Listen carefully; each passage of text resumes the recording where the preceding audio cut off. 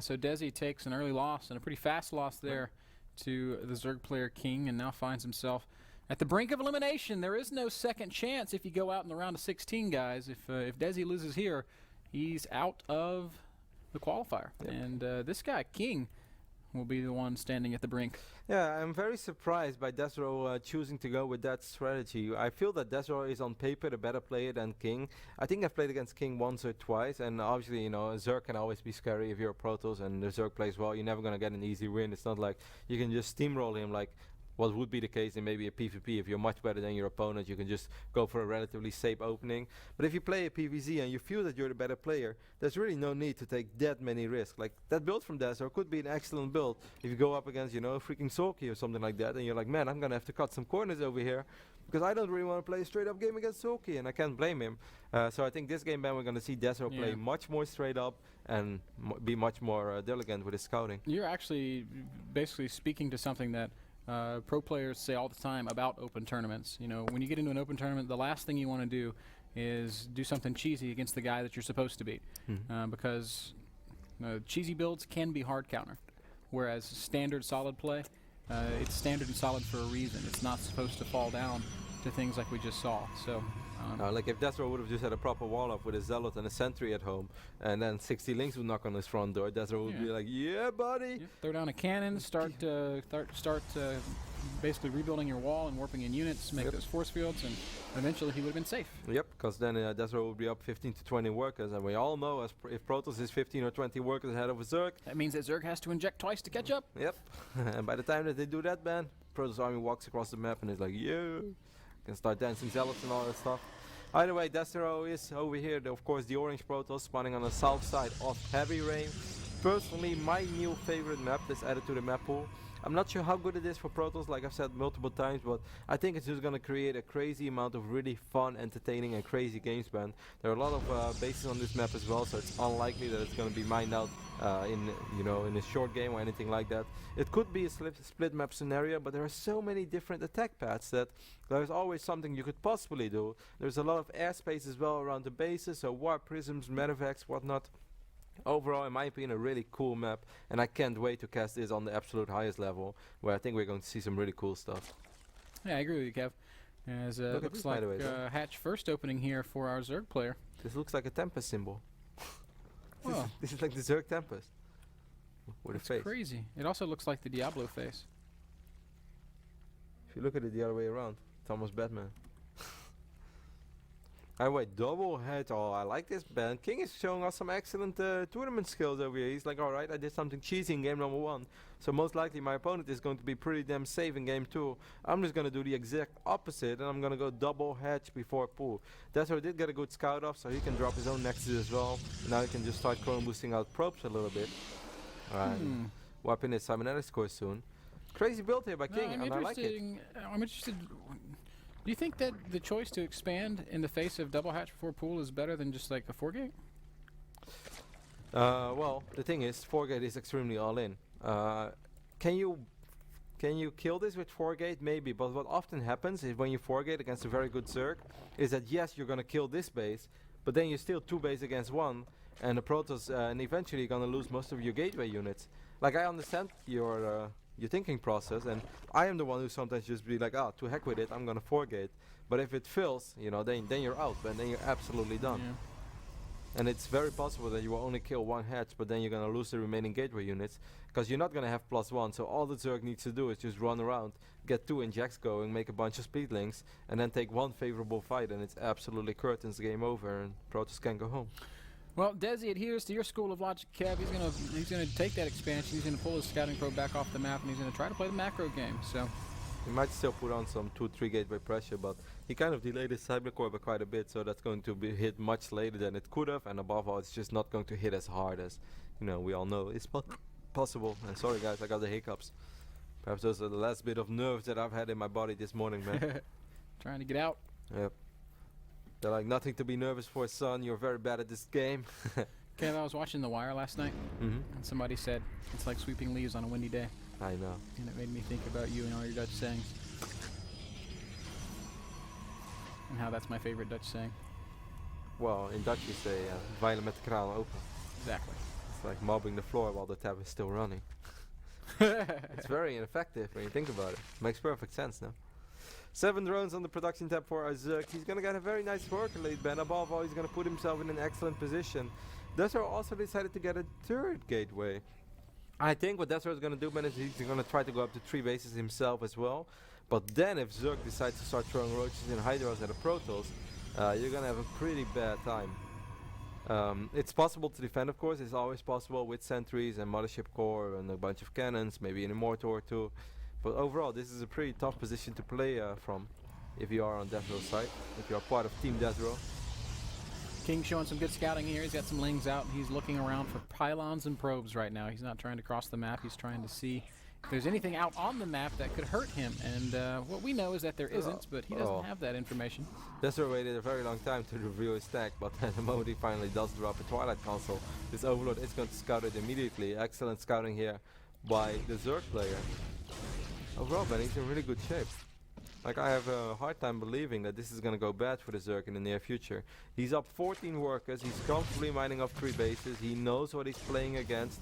desRow dropped 2 additional gateways. Is he going to go for a big Blink Stalker push? I mean, KinG could probably make one more round of drones, but we see that he is going to go ahead and stop and start working on his roach production. 9 roaches, 10 roaches on the production tab here for our Zerg player. He's got no layer, Kev, so these roaches are going to be required to... They're going to be relying on creep spread for their mobility. And there is not a whole lot of creep spread going. Okay, so things are definitely possible for desRow. I wouldn't be surprised to see Desi go up to 3 bases either, Ben. He's on 48 workers right now. I think that's a lot of workers for 2 bases. It's a lot of work for a 2 base all in. He's dropping a cannon though at home. This could just be a poke to see how much damage can I do. I'm very, very surprised there is still no layer. That's a big mistake in my opinion. Unless the Zerg just says like, alright, my opponent's gonna go all in, I just need as many units as possible. But, you know, I'd rather have 15 speed roaches than 22 slow roaches. And now the layer is going down. He doesn't know, but it's a little sentry army that's making its way across the map. So for all the scouting things that he has done, he doesn't see this. He does have a speed link, and actually I think desRow is going to have to recall immediately, Ben. He's got no choice. He will lose a couple of sentries in the exchange, which... Okay, now immediately we see desRow going up to 3 bases on the other side of the map. he can't hold this. Blink is not ready yet. He lost 2 sentries. He needs to take out these rocks ASAP. But here come those links already. That +1 is ready. Again, lings get in on top Kill of the rocks. sentries, but with the roaches now joining the fray, I think Desi's got no choice but to cancel this expansion. desRow's in a lot of trouble, Kev. He's at the brink of a 2-0 elimination. Well, I mean, he's not dead yet. He's not dead yet, but he's definitely in pretty bad shape. Forced to cancel this base, at least he had the ability to cancel it, and it was not a complete loss. But still, these are a lot of roaches. Maybe some good fortunes over here. Can actually zone out a couple of these roaches and pick them up for free. Don't lose the forge though, as that +2 upgrade could be a game saver, but the forge will go down. Go down. KinG's got to be careful not to overextend, but he is just, I know he's just going to run right in and go for it. So roaches and speedlings on top of the army of desRow. I think KinG might be making a small mistake. This Immortal able to just hammer away. Photon Overcharge able to just hammer away. The Nexus and the Immortal combining for 16 kills there. As KinG is going to continue to rally units forward a bit carelessly. Now this might actually be desRow's moment to walk across the map again, but he doesn't have any energy for a recall, so he wants to be very safe. Spire is going down, Ben, and I really like it from this point, unless maybe desRow can scout it and throw down a Stargate. If he throws down a Stargate right now, I still believe that he can get the right amount of units out, because he has Blink Stalkers as well. That's an excellent game saver. Good scouting here, such an important hallucination scout for desRow. Well, 4th and 5th hatchery is going down. Is he going to draw Stargates down, or is he going to rely on cannons and Blink Stalkers? I think he's going to try to push and win. As we see him making his way across the map once more. KinG is not got the same kind of army that he had before. It's not as scary. It's not as large. And you know, I think desRow, he might have a small window here where he can do some damage. KinG's got enough money to make about 12 mutas, and. Yeah, 12 mutas and a bunch of links. He is not a single spine crawler, which surprised me a little bit. He took that 4th and 5th base. This might actually be an excellent choice for desRow, like you said, Ben. Still not sure about it, though. I mean, the mutas with the roaches and the speedlings, I think, are going to be enough, but they're not out yet, Kevin. It's going to be a little bit close. Good force fields here from desRow, as KinG is going to go ahead and commit to this fight. He's going to lose a lot of the sentries, though. Those additional points which are so important because it keeps the sentries alive. Mutas are about to head, so there are 5 on the map already, 9 more on the way. There's quite a bit of anti-air here, but these Stalkers do not have +2. They do have Blink. Right now, it's just all about how many units can the Zerg get out before he really has to commit to a fight. King's going to have to pull drones here. Mutas are going to be used defensively, and that's really never what you want to be doing with your Mutas. Desi looks like he will kill this hatchery. It's going to get close. desRow constantly warping in more and more Stalkers. There's the first Blinks going down. Mutas are going to be able to engage on top of this, but there are so many Stalkers here for desRow. I think he's dancing already. That's a little overeager, I think. Desi's saying, get out of here. This is my qualifier to win. As King's Lings come crashing in, and it does. I think that was too early. Turn the tide in the battle a little bit. Zerglings continue pressing forward. These Mutas will have to back off. 22 more Lings to reinforce this, and with those Zerglings... If he gets all the Lings out right now, let's not forget he has a 4th and 5th hatchery. He doesn't have any queens there though, but he still has quite a bit of larva. The Lings do not have any upgrades, so they're not that scary. I feel like he might have messed up. Yeah, that time warp is also going to be an irrelevant time warp, unless he just wants to fight in it. Killed a Moisture Core and loses a Muta. But King is getting... No, King shouldn't fight there. I don't understand why all this damage coming in and going is actually adding up to be a lot. Yeah. Either fight or don't fight, and it looks like he will be waiting for this last wave of reinforcements. desRow does pick off this hatchery, but how big of a deal is that when there's extra bases to the right and to the left of where this one was standing? And he even has that extractor as well. A bunch of cells being wiped in right now. They're going to help out a little bit. Zerg shield fight this ramp, down this ramp. I don't understand. This is, no, again, King is going to take damage coming and going, and he will back off. desRow is working on 3 bases, Kev. He's got 72 probes. He's got a great economy. He can maintain this for a while. So I think if King's going to break this, he needs to do it soon. Or actually, he's just going to go around. He's going to start a base race. That could actually be really smart as well, because he does have those hatcheries already around the map. First, Archons are being morphed in. If desRow can get a bunch of Archons, then he should, of course, be safe. King being way too indecisive. Now he's going to turn back. This could be a fight that he could win, though, man. There's so much Zerg here. The Stalkers actually have Blink on cooldown right now. The Zerglings get a really good engagement here. desRow is in a little bit of trouble, man. I think he might not have enough Stalkers. Stalkers are going to be overrun here, and with every Stalker falling, Desi finds himself once more in trouble. These Mutas are going to turn on the Archon. Stalker reinforcements are here, and desRow is narrowly going to push this back. Meanwhile, Zealots he's fine. Running crazy through the natural. For a second, I thought that he was going to lose so many Stalkers because he had Blink on cooldown for a couple of them. But now, actually, most of the Links have died, and that Archon is going to help out so much as well. That's so much HP that the Mutas can't really answer to. It's still close. Of course, desRow still has to pay attention. He can't mess up like he did before with messing up. I mean, dancing. Yeah, that was a little bit preemptive, and there were times when King maybe could have engaged when he chose not to, which are proving to be costly mistakes. But desRow has now hammered 2 bases into the ground. King is still working on a little bit in his main base, a little bit in these outlying expansions, but he's losing drones left and right. I think he's run out of steam officially. Yep, he has lost so many drones right now that I think by now desRow is safe to dance. Once more, a bunch of Links were misrallied. The Mutas count is pretty okay. It's +2 on the way as well, but I don't think that's ever going to finish. And when a Protoss is pushing into your natural and he's up 40 supply, then you're going to have a really bad time. Finally, King says, I'm going to base race, but it's maybe a bit too late. 18 Mutas. Not as scary as maybe he would want them to be. He will do a ton of recall being used. Interesting. I'm not sure if the Zerg is watching. Doesn't look like he is. He's just going to leave the Mutas there. He's going to lose several in the exchange. Good forward playing there by desRow as well. Picks up 2-3 additional Mutalisks.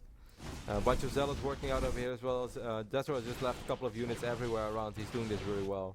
I still think that for a second he got pretty nervous there when I think he danced a little too early. But fortunately for him, it was not a game-ending mistake. Yep. Right now it's just a game of cleanup here as King's trying to run around. He's got 18 Mutas still, and he's continuing to produce Mutas 1 or 2 at a time as his income allows for it. So obviously he's not going to tap out. Oh, move command over there. That's what losing a few Stalkers. But he's up 47 supply. He's up 20-30 workers. There are Archons in the mix as well. I believe in Muta base race, man, but not in this scenario. Not this time. 4 cannons over here. Tough break for King, man. He had every opportunity to take this game, but he's just misplayed it. Mutas are going to fly once more into the 3rd base, and I guess this will be the last fight. Good game, well played. desRow evens it up barely. Woo, it was close. And I gotta say, as much as the world loves Desi, nothing makes me happier than seeing a player dance and lose. It was indeed. It got a little scary, but I must say I must applaud desRow for the moment he decided to march across the map. That hallucination scouting was absolutely key, because you know, if you don't know what your opponent is doing on that phase in the game, normally you don't want to march across the map, because you're like, hey, if you run into a bunch of roaches and hydras, maybe lose your mothership core, then it could get really tricky. But perfect scouting. He saw the spy and he's like, all right, if I go right now, I will probably hit right before the mutas are out. And that is exactly what happened. So really good timing there by desRow. Certainly, especially considering the fact that the early game didn't go that well for him at all, and after being forced to cancel the third base, it was looking pretty grim.